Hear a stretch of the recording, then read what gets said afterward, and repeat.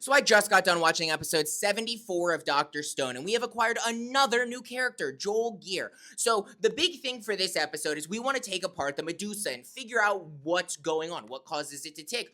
What is the source of its power? Seems that there's a diamond involved. I don't think it's the source of its power. In fact, in my opinion, and I don't think this has been explained, maybe it has, and I just paid attention to it too much. But there is a diamond that seems to be the source of dispersing because diamonds like to spread light. I have a feeling that that's what's going on there. Not that it's the source of the power. Maybe it is, and I just missed it.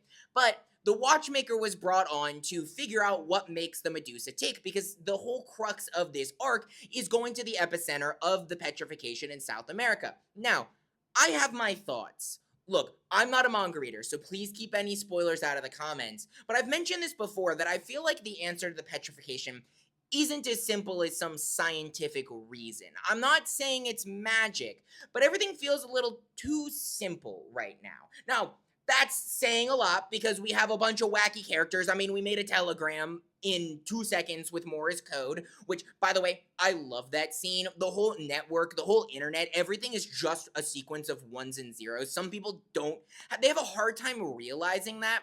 And this, in my opinion, is one of the best representations of a dumbed down version of how that works. It is a bunch of ones and zeros telling which square is black and white. That is the simplest way to explain how a lot of our computer systems work. So I absolutely love that scene. As someone who's literally had to translate binary by hand before for school, like I felt that scene. But anyways, I feel like something else is going on here. I feel like things again are too simple. Our watchmaker has found the diamond at the epicenter and everything like that and whatever. I have a feeling they're not going to find a big Medusa. I have a feeling that there's going to be something else at the epicenter.